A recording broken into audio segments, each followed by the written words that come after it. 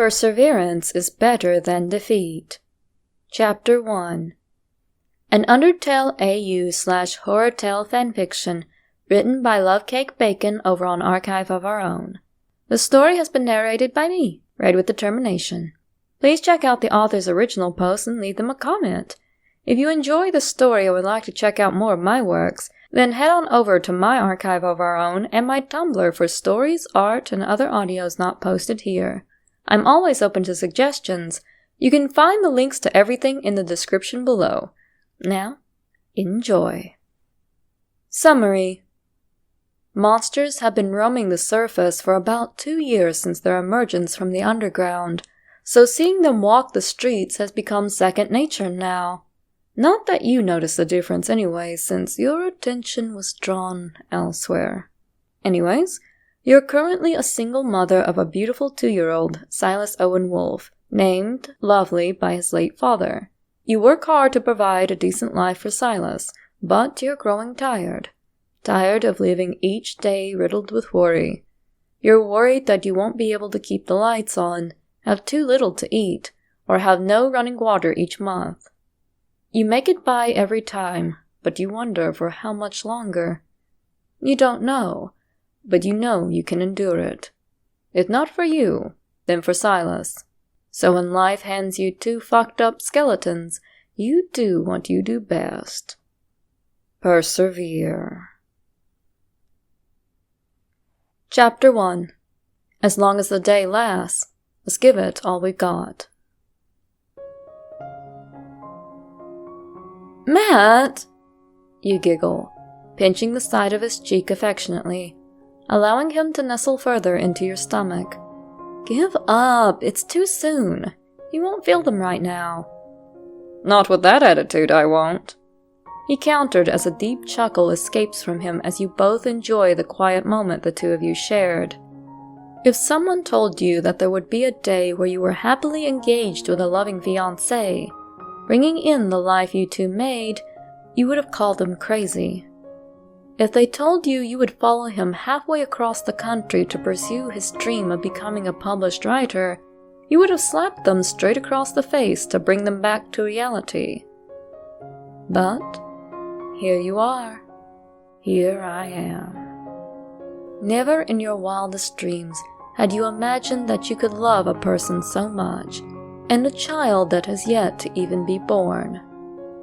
You can only count your blessings and pray that the fluttering in your chest will never subside. Before you could stop it, the corner of your eyes started to tear up. You were quick to blink them away, hoping you-know-who doesn't notice. Aw, what's the matter, babe? But of course, he notices. He always does, but that's what you love about him. He could always tell exactly when your mood changed. Oh, it's nothing. I'm just so happy. I love you. He smiled at that, quickly gathering you up in his arms and continued to spin you about the room. The space between you two was now rumbling with laughter, brimming with so much warmth and joy that it was so wonderfully overwhelming. You hope this kind of happiness lasts forever.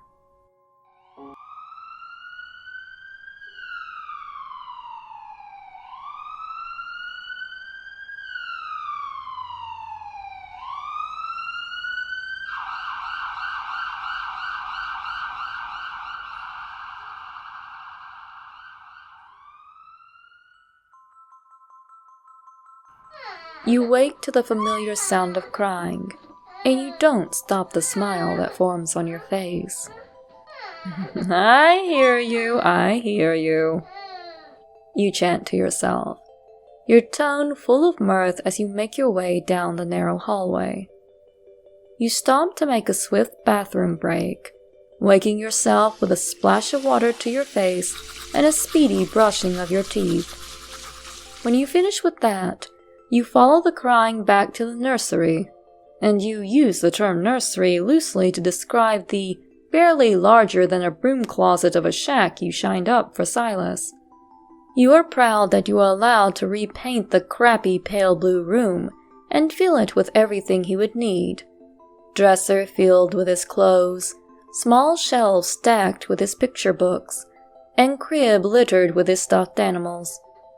You peek into the room to see Silas hopping frustratedly inside his crib, but once his glossy, tear-filled eyes land on you, he settles so he can reach out for you. "Oh, baby," you sign to him. Silas' bright eyes, the color reminded you so much of your own, followed your hand movements carefully. "You missed Mama?" He just smiled, bouncing more erratically as his tiny hands clumsily sign Mommy at you. You chuckled lightly as you grabbed Silas by the underarms and lift him into your arms. You stumble back into your room, setting Silas on the floor while you get out of your nightgown and into some real clothes. You do a simple bun and a light layer of makeup, and, after checking yourself out, you nod with approval. Once you're done with it, you turn back to Silas, who is observing you as he swayed side to side. You can tell he's bored, but he's waiting for you anyway. That makes you beam, swiftly gathering him up to blow raspberries into his warm chestnut-colored cheeks. He squeals, grabbing for your face before nuzzling into the side of your neck. You laugh at his antics as you take him to the kitchen and set him inside his high chair. You go around the kitchen, making a simple breakfast of Cheerios, applesauce, cut-up grapes, and a sippy cup of orange juice for him. You set the plate in front of him as you start to set up your camera alongside your ingredients. And, before you know it, the camera is ready and rolling. Welcome back, my lovelies, to my blog, Never Judge a Cook by Its Cover. It's your host, Sweet as a Peach, and today's zero-waste recipe, we'll be making a delicious raspberry and apricot ice cream cake. The ingredients used can be picked up at your local zero-waste grocery store, and don't forget to wash and clean your jars and reusable bags. Now, let's start on the apricot puree. You'll need 5 apricots, 200 milliliters of water, 100 grams of sugar, 1 tablespoon lemon juice. Oh, and you'll have to dice the apricots into. You go on, explaining the best way to make the puree as you expertly move about the kitchen. Silas watches you with a steady gaze as he munches happily on his cut-up grapes. You grin his way as you move on to prepare the almond cookie base, processing them in a food processor. You pulse it a few times until it has a sticky, crumb-like consistency. Then line a small, detachable cake tin and press the mixture into the base, making sure it is compact. You set it into the fridge for later. Now, for the raspberry syrup. It's a similar process to the apricot puree.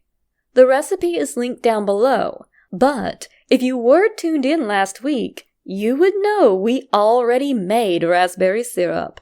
I preserved some of the sauce from last time and stored the puree for later use. We're going to add the puree into our ice cream and the syrup on top of the cookie base when we get to it. Silas watches you looking engaged despite not understanding a word of what you just said. He was a total angel until he ran out of food to stuff in his chubby little face and began to fuss. "What's wrong, Silas? Feeling crummy?" you tease, talking while you sign, to which he responds with an outraged cry. "Oh, hush, you love my puns." He grunts at you, tossing his last of his applesauce onto himself. "Aw, Silas, you want Mommy to help, yes?" You sign, only to get frustrated baby sounds. You just laugh softly as you scoop him up from his high chair, snatching up a nearby towel to wipe the applesauce partly off his hands, face, and, well, everywhere. He squeals a bit, flailing around just to be extra difficult. Not that you mind, though. You sat him on top of the counter as you continued the video like you have many times before. You want to make ice cream, Silas? You know, ice cream? You repeat, grinning when Silas signs want and ice cream to you. You quickly prepare 2 metal bowls, one with an ice salt water bath and the other with heavy whipping cream, whole milk, sugar, and raspberry extract. You let Silas whip wildly into the mixture until he was satisfied, taking a hand mixer and whipping in until an ice cream-like consistency is met. Ice job, Silas! You turn to the camera with a deadpan stare. Where would I be without your world-class mixing skills? You joked, winking at your invisible audience. You imagine the crowd as if hundreds of viewers at home cheering and applauding your stellar attempt at comedy, and that lights a fire within you. With renowned vigor, you pick up your child, getting the last of your ingredients together as you clean parts of your station along the way. Once you have the last of the elements for the final product, you turn back to the camera while Silas becomes very invested in his fingers, clenching and unclenching them. Now, you want to mix in the leftover puree from before and set that into the ice cream. Don't get cold feet now. Just pour all of it in there and stir it well before spreading it out over our cookie base, and place it to rest in the fridge for at least 8 hours, you advise, demonstrating how to store it into the freezer, afterwards pulling out a pre-made ice cream cake. Pretty cool of me to have prepared one ahead of time, right? You gently remove the cake from the tin and top it with the puree from earlier and garnish it with some fruit and mint leaves. And there you have it! Raspberry and apricot ice cream cake that'll knock the socks off of all your guests. And the one piece of waste we have is the lining and the pit of the apricots. Don't worry, though. The pit can be given to any one of your community gardens. Though, if one is not available to you, there's this site down below called Seed Savers Exchange, as they happen to also be the sponsor of today's video. If you don't want to waste the spare seeds from your cooking, but don't have the space, time, or energy for your own garden, then Seed Savers Exchange is the place for you. You dive into depth about the sponsorship, bouncing a docile Silas in your arms. You take a knife and a fork from the drawer, setting the fork next to the small saucer while you carefully cut out a picture-perfect slice and move it to a dish. You dig out a little bit of the delicate dessert with the fork, Silas' eyes zeroing in on the treat, already opening his mouth as he grabs your wrist to try and chomp down on the snack. You don't deny him as you plop the treat into his mouth. He's obviously pleased as he signs, "Thank you! More please! Mom, more!"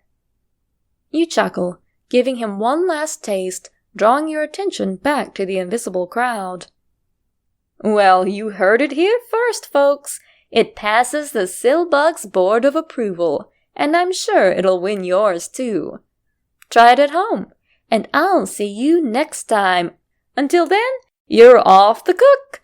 Like and leave a follow. Bye for now. Say bye, Silas. You sign, to which he does rapidly, not looking at the camera, eyes pinned on the dessert as if that will get it to him faster. You shake your head, going to turn off the camera and putting the cake alongside his back in the fridge, much to his distaste. He starts to cry, his tiny face scrunching up in dissatisfaction. You ignore this behavior as you set him back in his high chair, setting up your laptop so you could edit the film so you can post it later. Shush, you're lucky you even got that so early this morning, you muttered to yourself, going to grab some of his favorite toys and place them in front of him. He, of course, is not interested. You sigh. Be nice. Mama needs to work. Play, you instruct again, wiping his eyes as you rub his cheek, comforting him, waiting for him to calm down a bit before signing again. "Play with your toys for Mama, okay?" He sniffed hard before looking down at the toys you gathered, and, with an attitude all of his own, begrudgingly played with the toys. You smiled as you got to work, which doesn't take long since you did most of it the other day when you made the first ice cream cake. You post it to your blog, and you are filled with the gratification of having shared your passion with the world. You put away your items, humming pleasantly while you once again pick up Silas, albeit a grumpy one this time, placing him on the floor, grabbing his hand while he held his favorite teddy bear, Baba, in the other, silently guiding him back into the room to get him adequately ready for the rest of the day. "Well, aren't you handsome?" you compliment. Not that he notices as he continued to tug at the sleeves of his black and white striped sweater. He looks so comfortable in his black sweatpants and white baby Converse with green graphic socks that had adorable baby bugs poking out the sides of them. You grinned as you lowered yourself to his level, waving a hand in front of him to get his attention. "Hey, we're going to the store today. Store, okay?" He stares at you blankly before answering. "We go store?" he asks, his small features furrowing in question. You smile as you comb through his hair with your fingers, pulling his hair into a short ponytail. When you are done, you sign at him again. "Yes, the store. We need to get more food, but Mama has to finish up a few more things before we go. Is that all right?" You reiterate as you exaggerate your expressions as your instructor had taught you, stressing that you had to when you signed to children. "Store have candy. Want candy." He struggles with some of his gestures, some of them looking a tad bit wanky, but the effort was there, and you're happy about that. "Yes, the store has candy, but we are getting food. No candy, baby." "Baby?" he repeats with a tilt of his head. "Yes, you're Mama's baby," you remind him. "Store, want candy, please?" Oh no, he's giving you those little puppy dog eyes. Resist! "No, baby, food. I'll let you finish your cake after lunch, okay?" "Want cake," he said with a start, as though remembering the treat from earlier. "After lunch, okay?" you say, remaining firm. "Okay, Mama," he replies, giving in to your demands.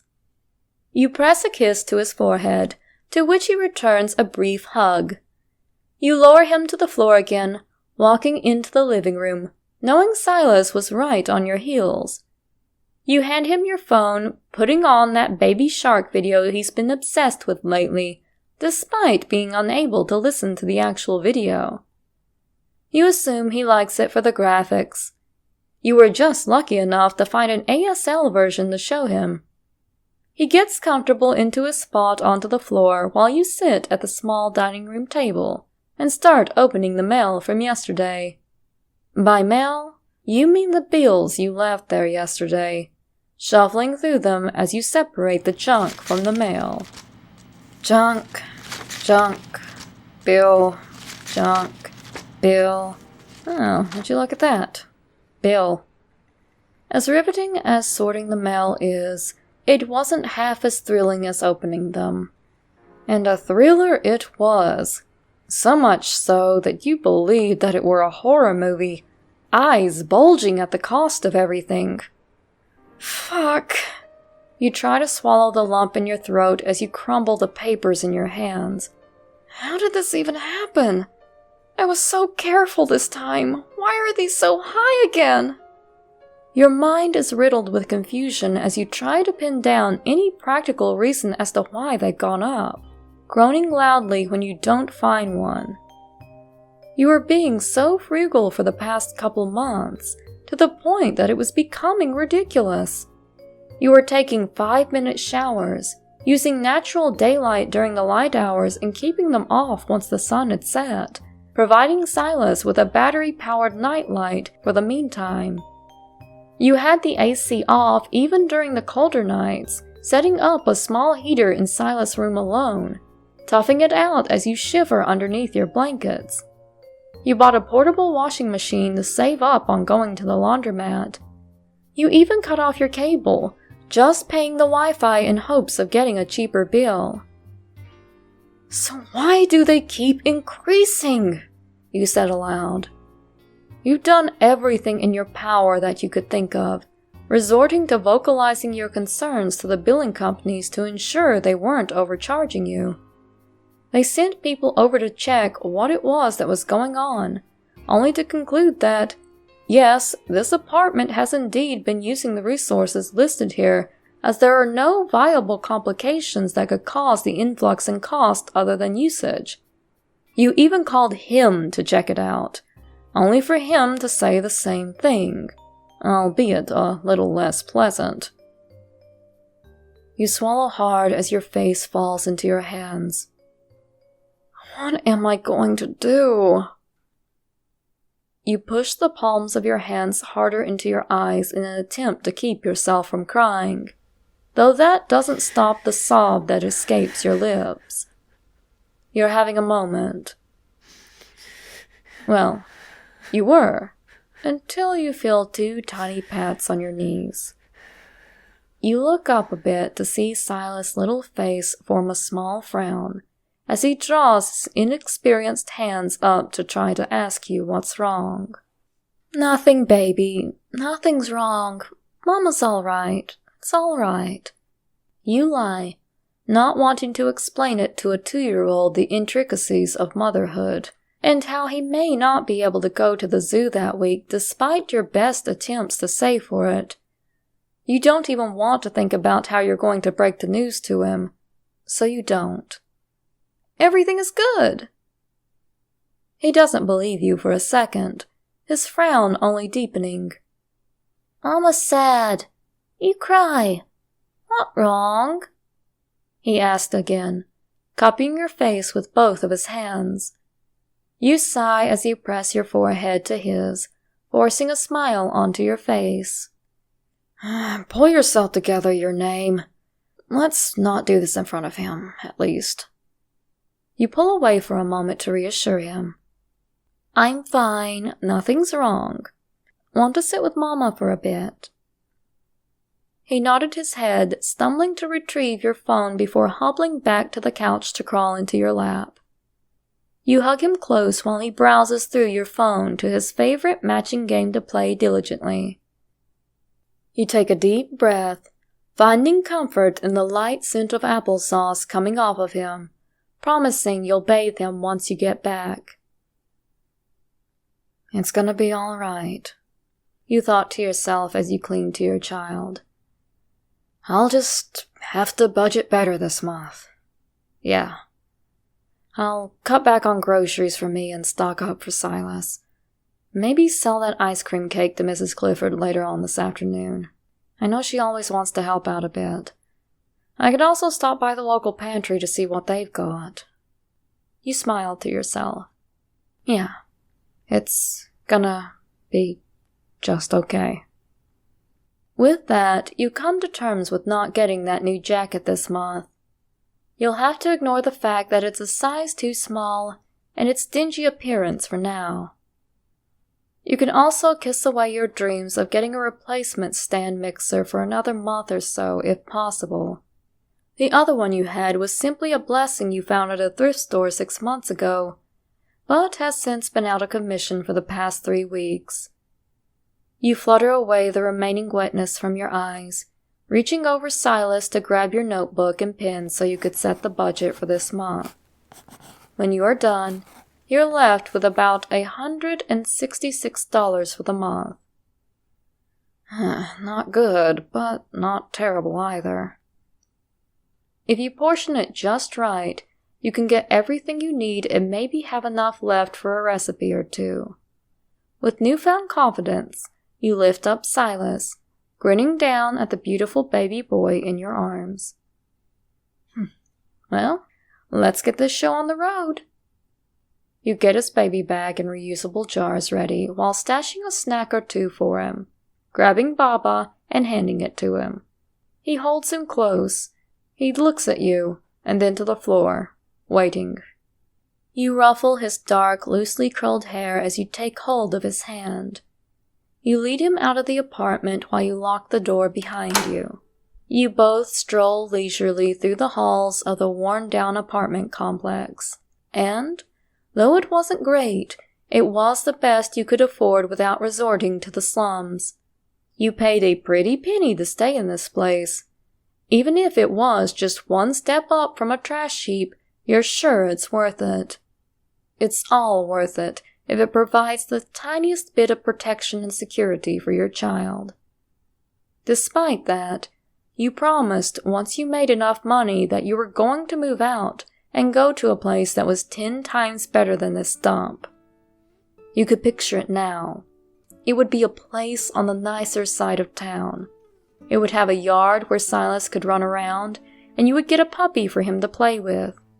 That place would have a large kitchen where you could create all the recipes you wanted, whenever you wanted.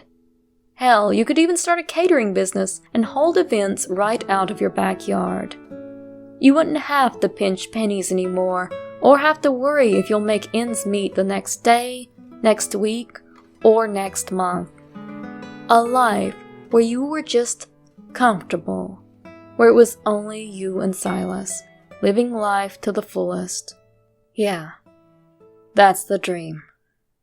You shake yourself from such thoughts, concluding that now is not the time. You pick up Silas so you can get out the apartment faster, rushing past you-know-whose door, not wanting to run into them today. You're relieved when you don't.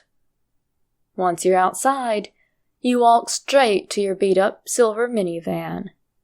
You set his bag in the back seat as you strap him into his car seat. You get into the driver's seat, heading to the Parker Brothers Grocery, your favorite zero-waste grocery store, and pray for everything to be on sale. You hum to yourself as you go down the aisles, glancing at the condiment section as you review your list of items before strolling past them to look at the canned food across the way. You're not really paying any mind to your surroundings. You're in the zone, continuing to browse the selection in front of you. You are in the middle of debating whether you really needed 2 jars of Nutella or none. You can't your name, you can't afford it right now, and you need to think about Silas because he really needs to get his vitamins. You can't think of yourself when you're the only one here for him and... Silas starts to get your attention, waving and clapping, adding a soft grunt here and there. Huh? You snap out of your trance to look down at Silas, whose focus is down the aisle somewhere. You're somewhat confused as Silas doesn't really take an interest in a lot of things. What's wrong, baby? You sigh, though that doesn't entirely break his gaze. You turn his head back to you and sign again, to which he responds with a swift, "Mama, look, look!" turning to point again.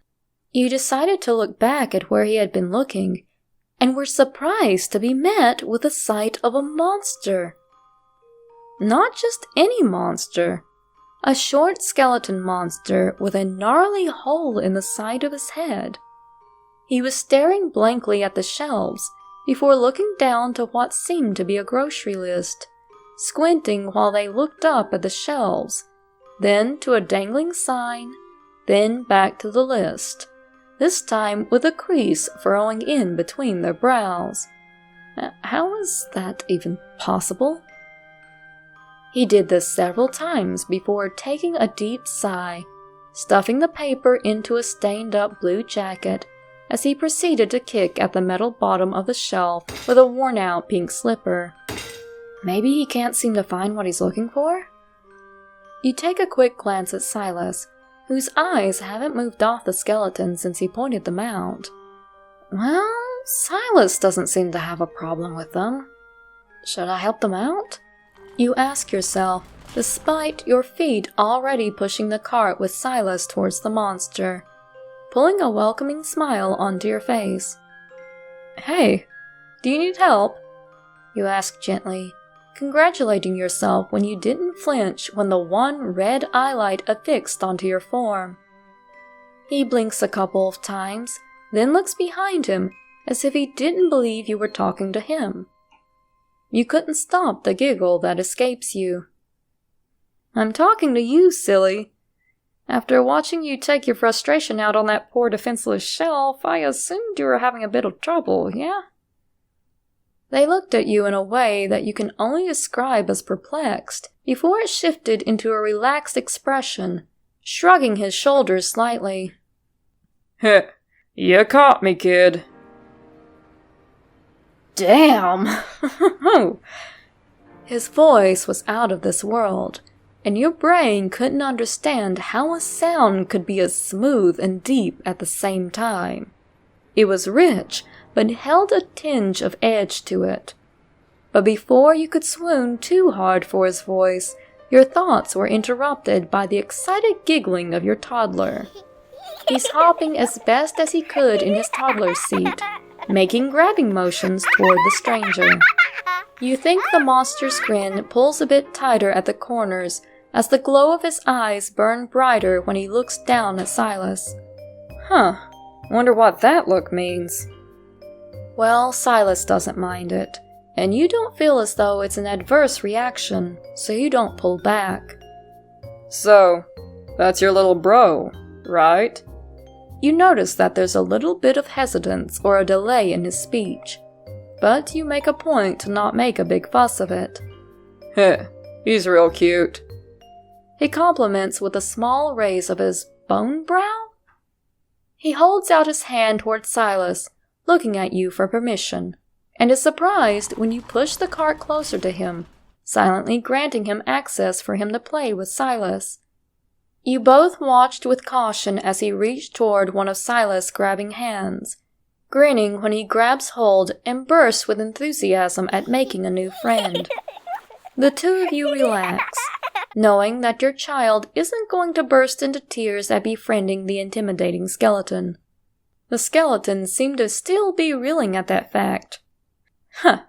Wait until you tell him this. No, he's my one and only son. His eyes flicker from Silas, then back to you, trying to read you. You send him a smug smile, resting a hand on your hip as you let him take you in. Once he seemed to confirm for himself that Silas was indeed your kid, he nodded, giving you a rumbling, He looked as if he were going to say something else, but halted mid-conversation, seeming to zone out, the red light in his socket growing hazy. You shift awkwardly on your feet before you attempt to reintroduce him back to reality. Hey there, big guy, you whisper softly, leaning toward him at a comfortable distance, enough to provide reassurance, but far enough not to invade his personal space if he needed it. You watched patiently as the haze over his eyes lifted and sharpens up. Somehow, you know he's back. There you are. You hum comfortingly toward him. He blinks a few times as a light blue dusting grows onto his cheekbones, but is gone when you lean away, though it went totally unnoticed by you. I know it must have been hard to believe, but you gotta catch up with the times, he teased, pulling the condiments from behind him, shaking them to emphasize the puns. You didn't expect him to laugh, let alone buckle over, holding his sides with breathless giggles. His laughter was soft, contrary to how much his shoulders shook. Those were good, kid. To be honest, they're killing me. Look, I'm dead. He rattled off as he tries to gain back his composure, but his laughter is infectious, and you're snickering right along with him. When you're finally both finished with goofing off, you speak up once again. So where'd you go, buddy? You all right? You probe with a joking lilt to your voice, giving him an out if he needed one. 'Cause if you went to Vegas, take me with you next time. His stance is relaxed, But your mother's intuition is telling you not to buy that shit for a second. It's like he's too lax for it to be real. It took so long for him to answer that you almost thought he wasn't going to, until he tapped a phalange to the side of his skull with the same halfway eerie grin of his. Sorry. Just check out from time to time. It happens when you got a whole lot to think about. You gave him a half-hearted chuckle, not entirely sure if it was okay to laugh at the play on words or not. You think he senses if the roll of his eyelight was anything to go off on. It's a joke. You can laugh. You can feel your cheeks get hot. Well, excuse me for trying to be considerate. It won't happen again. You huff, turning your face away. You only turn back when you hear a light chuckle coming from him. Anyway, that must be the reason you were looking at that row of relish like it was your lost lover for the past 5 minutes, huh? The dusting from before comes back, but with a force to be reckoned with. He scratches the back of his head, looking almost ashamed. Yeah, Ro's been waiting a while. Probably thinks I got lost in the candy aisle. He tries to joke, but you can practically taste the nervous energy pulling off of him. Oh no, you didn't want to make him feel weird about it. You're quick to backtrack. It happens to the best of us, but that's why Silas and I are going to help you out. Right, Silas?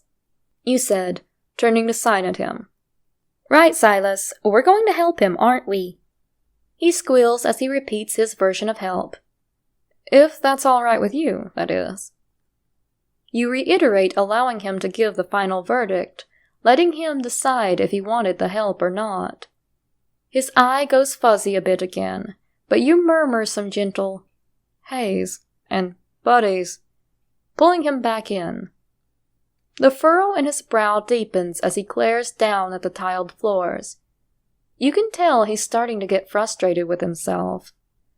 With a small grunt, he silently pulls out a crumpled up piece of paper from before, handing it to you.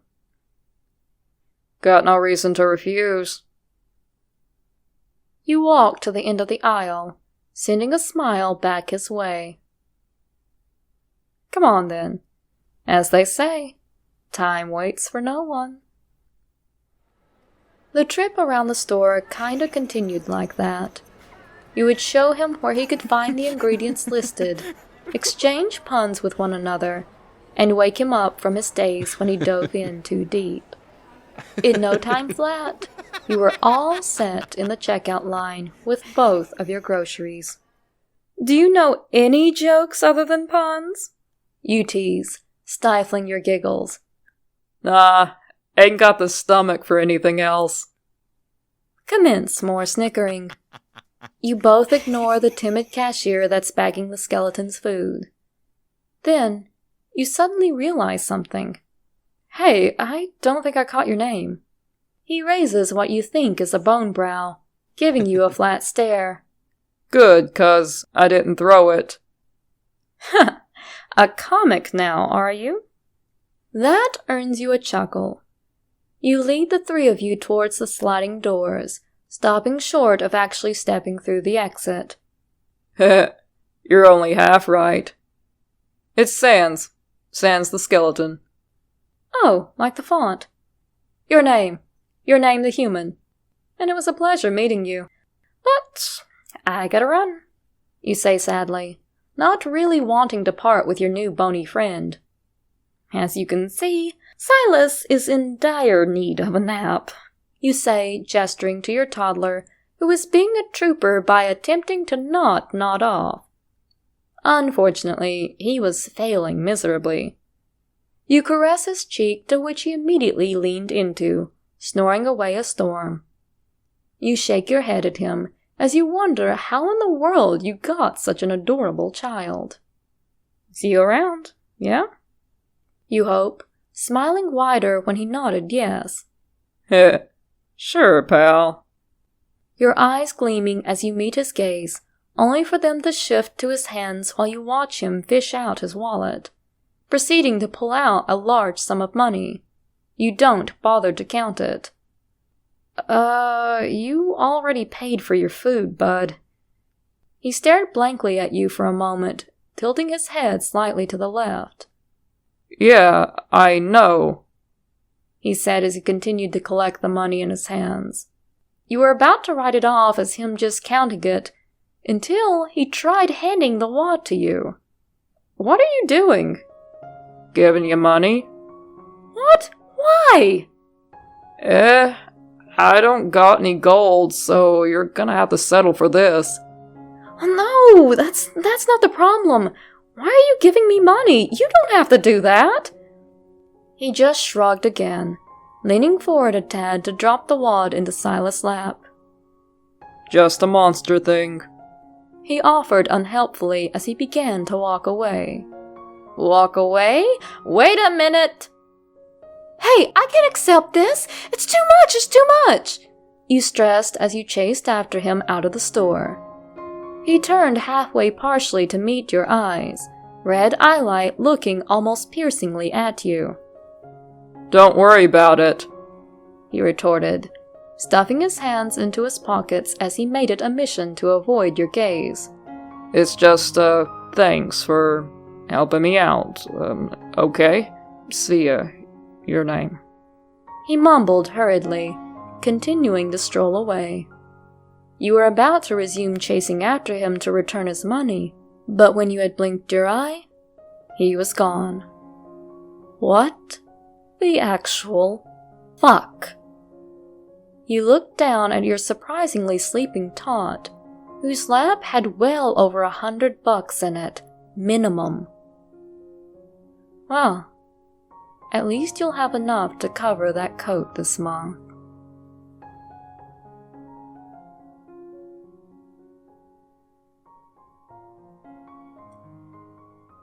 And it's finally done! Woohoo! If you guys enjoyed this fic, then please go check out the original post. There is much more to come. It's only on the first chapter, but I am looking forward to it. Thanks again to Love Cake Bacon. And now, it's time for some bloopers. Anyway, that must be the reason you were looking at that row of relish like it was your lost lover for the past 5 minutes, huh? I can't do that line without laughing.